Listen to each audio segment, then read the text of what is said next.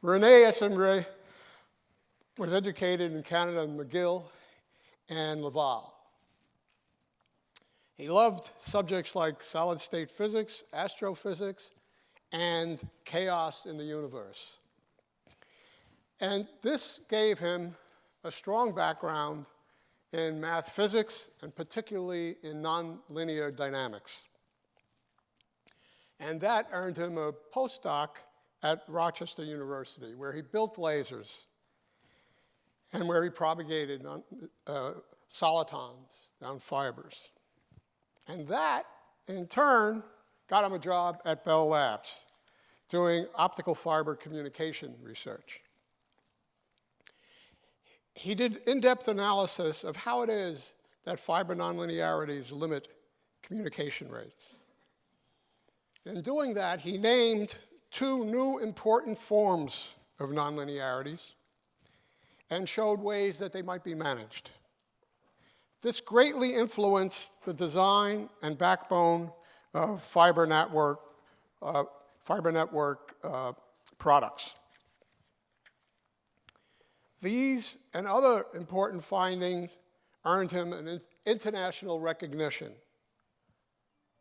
elevated him to a distinguished member of staff at Bell Labs, fellows from IEEE, OSA, and the Institute of Advanced Study in Munich.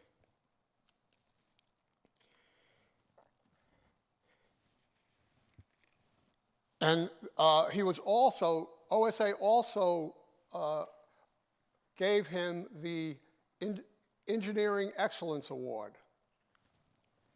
Lately, Rene's quest is being informed by Shannon theory. Rene, tell us how it is that information theory meets optical physics.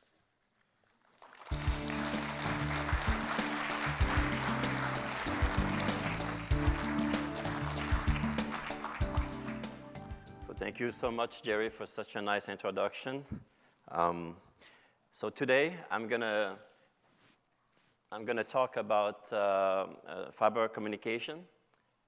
The title of this talk is Information Theory Meets Optical Physics. And so I'm going to talk essentially what's called a nonlinear fiber limit. And so 99% of the data traffic for long haul goes to optical fiber. So we can really say that optical fiber is the backbone of the internet. And what is surprising, actually, is that we don't really know the capacity limit of fibers. And when we asked this question about 15 years ago, there was no good answer to that question. And it's hard to argue that fiber is not among the most important communication media. So the main reason I think this is the case is that you have fiber is a nonlinear medium. So basically, as you increase the power, the fiber itself, the glass, changes properties. So let's review a little bit the wired communication, a bit of history. So 2 centuries ago, or 2 centuries ago, a little bit more actually, wired communication started with a single wire, and then it moved to a twisted pair wires to reduce interference. Then it went to coaxial cable, where you have a center wire surrounded by a metallic tube. Then to go to higher frequencies, you would remove the central wire to go to hollow metallic waveguides. And before fiber appeared, the hollow metallic waveguide was actually what would become the backbone of the internet. In the mid-70s, these systems were developed, ready to be deployed, and some have been deployed. And then the fiber with ultra-low loss came along, and these fibers became the medium of choice for long-haul transmission, wire transmission. And our wire technology were in competition with wireless technologies, shortwave in the 30s, 40s, and 50s, and then satellite communication. in the 60s up to now, but even though they are not used anymore much for fiber has replaced them for most of the communication. So we noticed that over 2 centuries, there was an increase of about 12 orders of magnitude between the wired and wireless. The fiber operates at about a few hundred terahertz in terms of carrier frequency. So a very quick estimate of how much bandwidth you need to connect the world.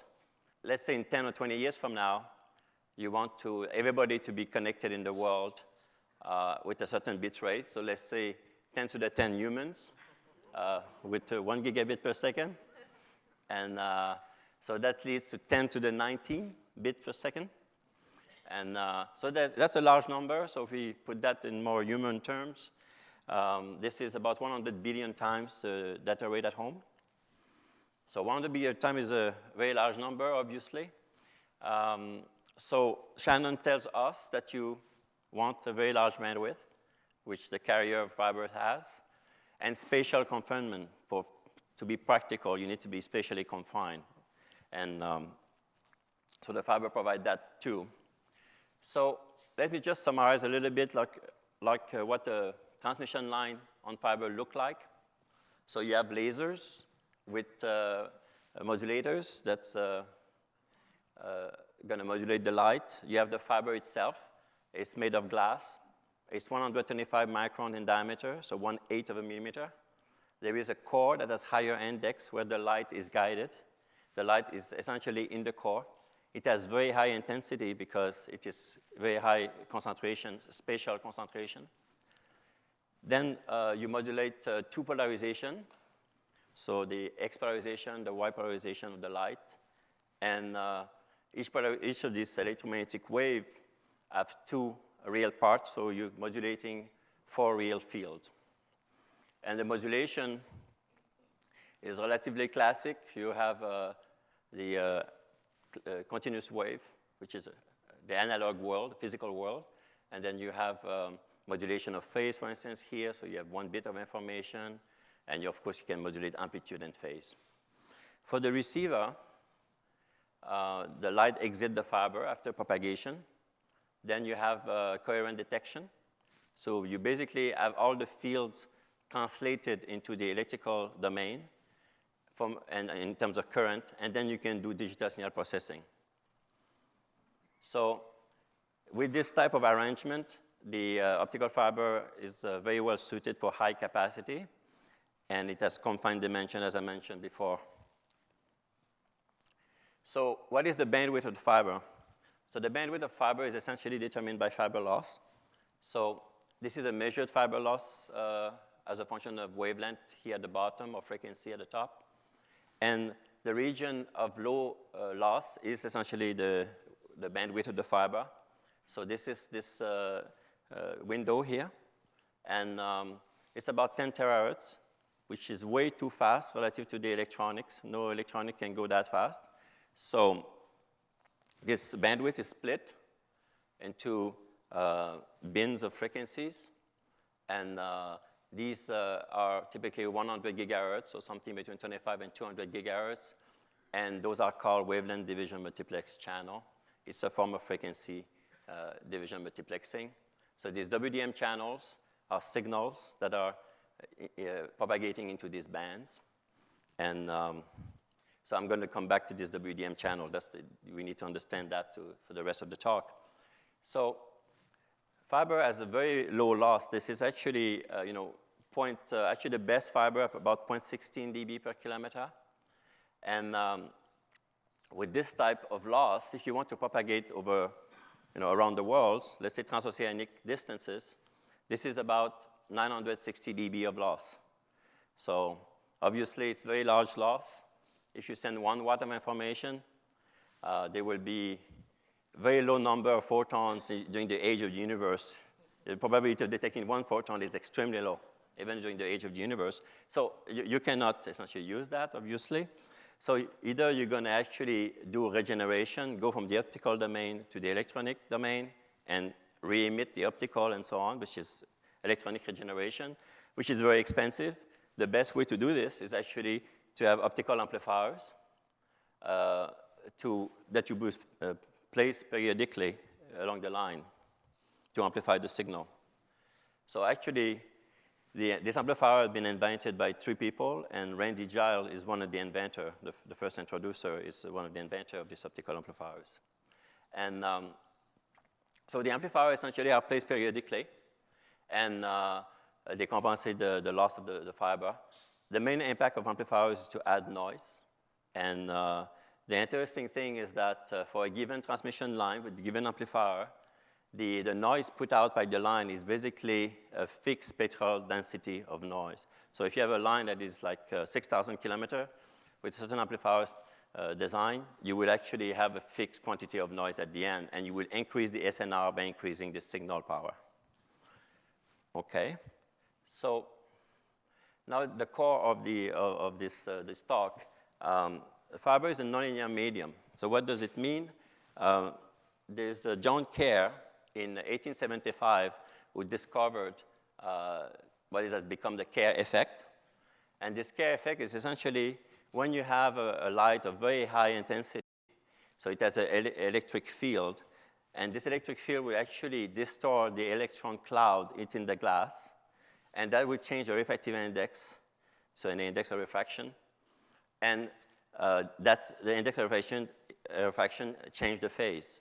So in the end, you have, as you increase the signal power, you increase phase distortions. So that's a fundamental property of glasses. So what happens when you're going to send this 100 WDM channel inside the fiber?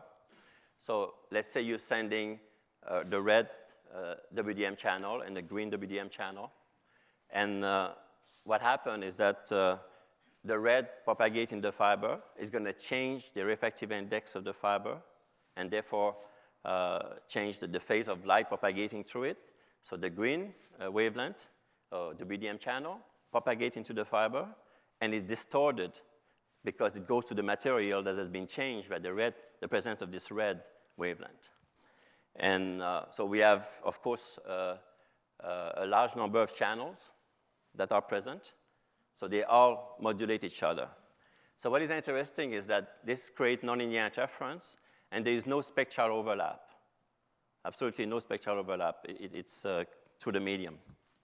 And so the nonlinear response of the glass is really the source of interference between channels. And when you look actually at optical network, again, this different component. So let's say you're looking at the capacity of the green channel that go to the network. So this is optical fiber. This square here are optical router that's going to take one channel and put it in one fiber or the other. So the green go to the network, but also other users like the red and the blue, they go to the network. They share the same fiber at some point in the network, but they end up at thousands of kilometers from the green.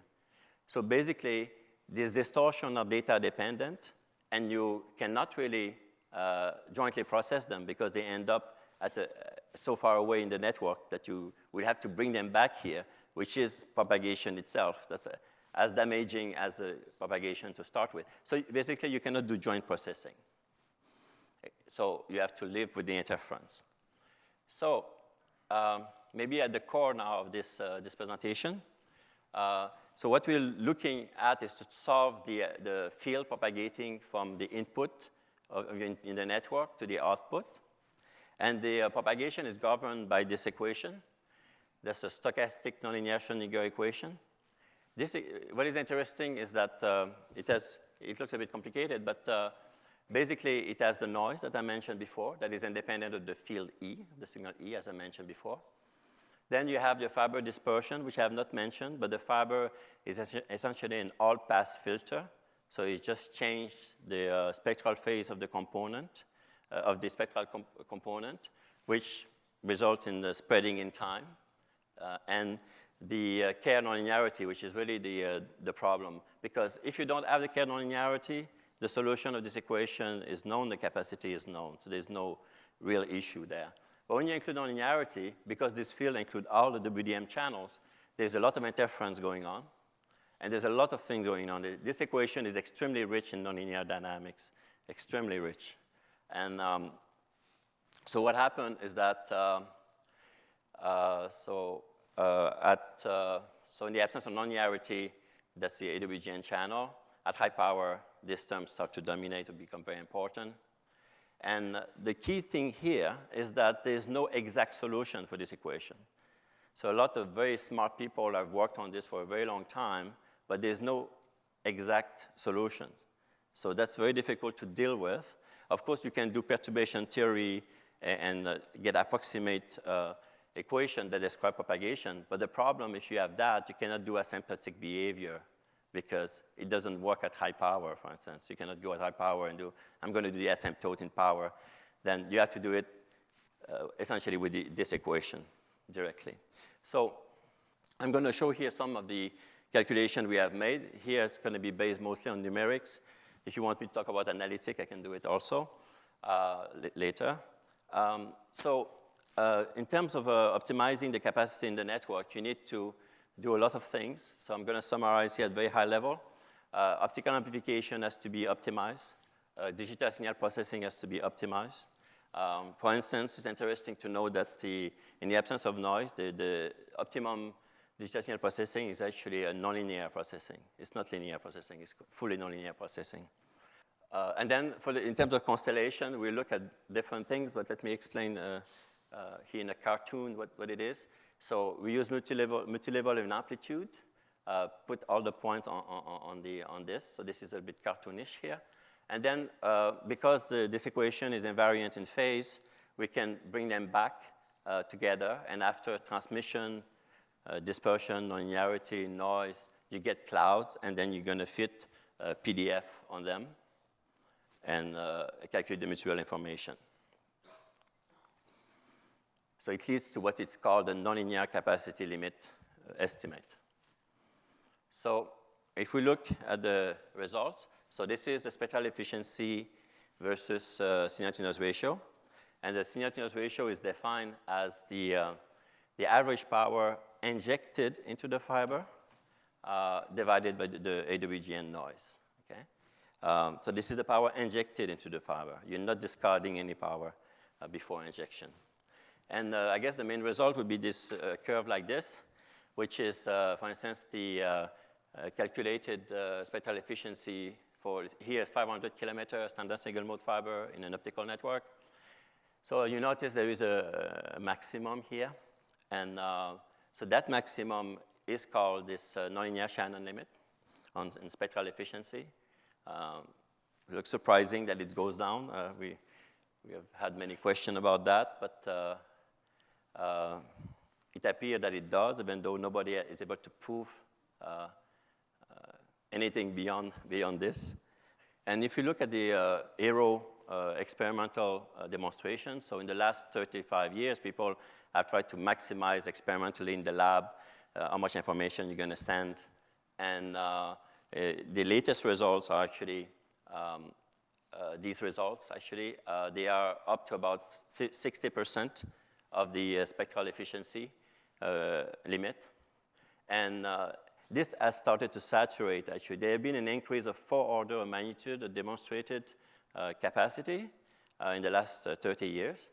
And it has stopped in 2012 and 2013. And we believe it's because of this capacity limit that was predicted about 10 years ago.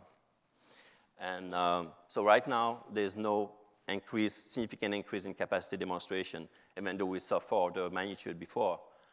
And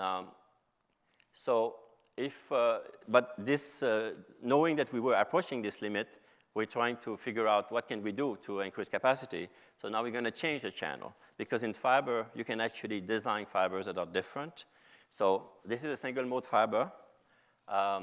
It supports one spatial mode, as I mentioned before.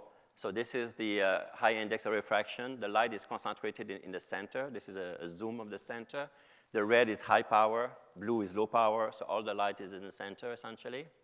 And it's one spatial mode, which has 2 polarization, as I mentioned in the second slide. So this is the single mode fiber. The next thing to do is to consider for instance, a fiber that has a bigger core. And if you calculate this, the mode in this fiber that has a bigger core, it can look like this, which is basically this fundamental mode like this one, and higher order mode, which is bimodal, horizontal, and vertical. So the calculation of mode, it's like if you know quantum mechanics, it's like calculating the number of energy state in a quantum well. That's exactly the same mathematics of it. And so this is an example where you have 3 modes. Then you can increase the number of modes by using different fibers. So people have worked on these fibers. I'm giving you a lot of examples here. People are working on that currently. And normally, if you want to propagate over these fibers, the technique of doing that is called space division multiplexing. It requires typically MIMO that we do at super high speeds. And the capacity per fiber can be increased doing that. And maybe quickly, I can show the capacity for 1 WDM channel as a function of time, the full WDM channel as a function of time. It's saturated at about 100 terabit per second, the experimental demonstration. The nonlinear channel limit corresponds to 180 terabit per second. And then these fibers that support many spatial modes can go beyond this limit, but of course we have changed the channel. They don't really beat this nonlinear channel limit, they just change the channel. In terms of this capacity that we need maybe of 2019 bits per second, this corresponds to about 100,000 fibers at 100 terabit per second. And so here are some of the challenges that to really establish on firmer ground the nonlinear channel limit. SDM is a promising technology, and I want to mention that this is really a multidisciplinary endeavor to work on this topic, because you need people specialists in nonlinear dynamics, information theory, mathematicians to work on the solution of these equations. So, and it was actually a group effort, and I want just to mention all my colleagues here, and especially the people the group that worked together to start this. Basically, Jerry, who was the mentor of us all, Gerhard Kramer, Peter Windsor, and Bernard Goebel, and of course all the other colleagues that I have as well. Thank you. Thank you very much.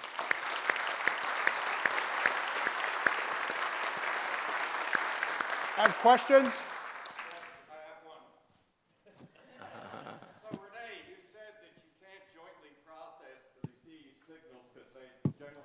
Wavelengths are directed to different destinations. Who says you have to do frequency division multiplexing? Why not time division? If you do that, you need to manage all these large delays that you have in a network. So how you would know when to send information coming from various locations in the network? You cannot coordinate this that easily. And the second thing also is that you will need to use a large portion of the bandwidth. You have to use the entire bandwidth in a short period of time. And there's a lot of things that's going to happen if you do that. So at the fundamental level, it might be something to look at, but in practical terms, it's certainly not possible. Another question? Yes. I'm just cannot understand how it is, even though he was Schrodinger, that somebody can write an equation, a stochastic differential equation, that describes something that didn't exist when he wrote it. All of these fibers, they came subsequently. He wrote the equation before. How does that happen? I think maybe the fiber is not the only thing that is nonlinear. There's many things that are nonlinear as well. Okay, we'll continue afterwards. And,